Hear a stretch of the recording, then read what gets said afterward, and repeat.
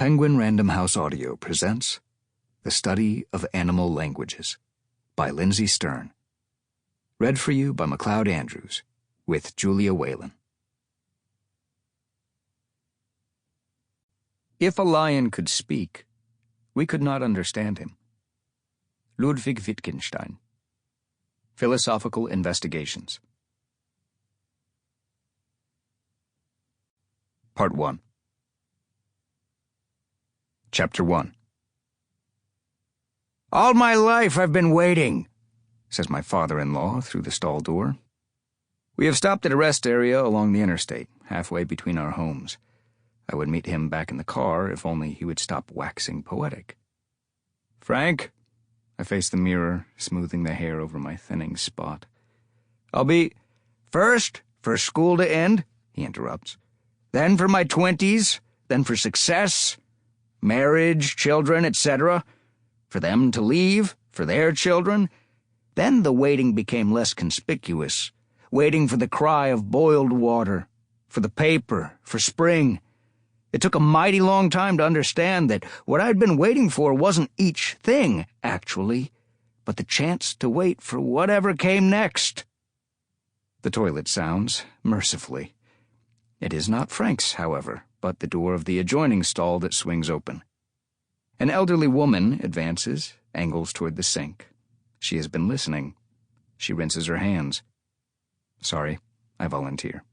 "Men's is out of order." Through the mirror she delivers a qualified smile, snaps her wrists over the drain, and departs. When I look up, Frank is shuffling toward me, coaxing the tongue of his belt into its loop.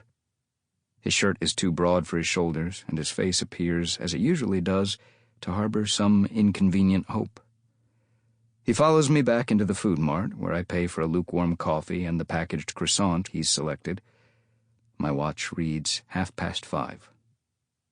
"Looks about time for your meds," I say. Grimacing, he turns away, pushing open the glass door. Outside, a shy rain has started, colder than it looks. "You know what it does to me, right?" he says as we fold ourselves into the car.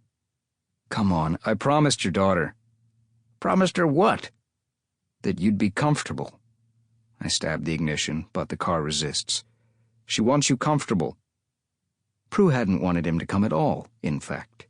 "He's unstable," she'd said again this morning, as I downloaded an audiobook, a biography of Noam Chomsky I should have read long ago, for the drive up.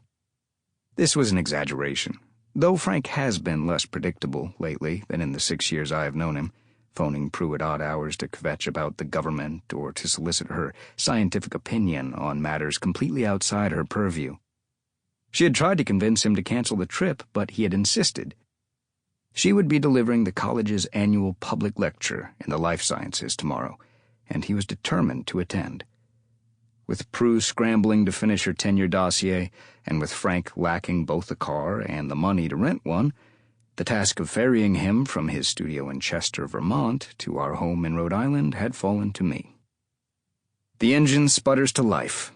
I swing an arm behind his seat, glancing back to find a Labrador between our taillights, towing a woman in heels. I slam the brakes. She flips me off and staggers after the dog, tenting a newspaper over her hair. "It evicts me," Frank says, "from my goddamn skin. Turns me into a sleeping and eating machine is what it does." The Clozaril, he means. Prescribed for schizophrenia and, in rare cases, among them Frank's, bipolar disorder. "Like there's a 12-foot margin between me and the world, is what it's like," he adds. "Between me and my own head." "You seem present enough to me," I say. He has complained about the side effects of Clozaril before, the night sweats, the vertigo, but never this obliquely. "Nothing like when I'm off them," he says. "When I'm off them, I'm myself. Only trouble is the gaps." We coast onto the highway. To our left, a Christmas tree shudders by, lashed to a van. "Gaps in normality and whatnot." He pins the plastic sleeve of the croissant between his knees. "In my ability—" The sleeve pops open, releasing a stale, buttery odor. I breathe through my mouth, feeling the swill of irritation and fatigue he so often compels in me. My ability to summon the cast of mind required to shop and chat and pay bills, he concludes. You can flush the pills as far as I'm concerned, I do not say. While I haven't confessed as much to Prue, I have always taken Frank's diagnosis with a grain of salt.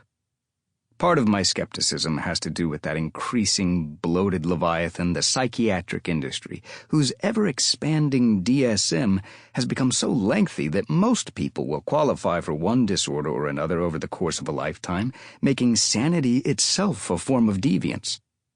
It doesn't help that Prue invokes it every time Frank strikes a nerve, as though his provocations were nothing but the illness, ventriloquized. Not since her childhood, at least as far as I know, has he suffered the pivots from elation to despair that characterize manic depression. What she calls his mania strikes me more as a weakness for grandstanding. It's not that I see things or anything when the gaps set in, Frank continues through a mouthful of croissant. And it's not depression. It's that everything, how to put it, signifies. Feeling his eyes on me, I say, I'm not sure what you mean by that, Frank. Have you ever been to Grand Central Station? Sure. When you walk in, what do you hear? I blow out my cheeks, defeated, as usual, by his passionate sincerity. I don't know. Footsteps? Voices, kid! He throws up his arms, showering my lap with crumbs. Imagine that you could couldn't help but comprehend every conversation taking place in that hall, that the voices untangled into words, hundreds of words, each one significant. Fuck, I mutter, so distracted I've missed our exit. Traffic is mounting. The detour will cost us half an hour at least. What it felt like, Frank is saying now. I could have been walking down any godforsaken street, sober as hell, and become suddenly aware of the wind, the vowel called wind, aware of the trees and their dances, and it's not that I could have named the language they spoke or report on it now, except to say that everything meant. Through the mist, a row of flashing lights comes into view, indicating the source of the gridlock. A totaled van, half scorched despite the drizzle. Shallow flames lap at the engine. You look tired, Frank erupts, clapping my shoulder so firmly that I swerve. What's on your plate these days, kiddo? I'm doing fine, Frank. Work? Trouble in paradise? Prue's fine. We're fine. With a spurt of dread, I wonder whether it sounds as though I am protesting too much. Things have been strained between us lately. Inevitably, I suppose, given the stress of her upcoming tenure decision, though that can't be all it is. We have never been this out of sync before. Last week, if only to set myself at ease, I bought us discount tickets to the Galapagos for the winter holiday. She wrote her dissertation on the mating rituals of the albatross and has always dreamed of seeing it in its natural habitat.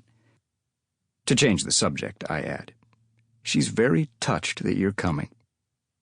This touched is an accusation, neither intended nor deserved.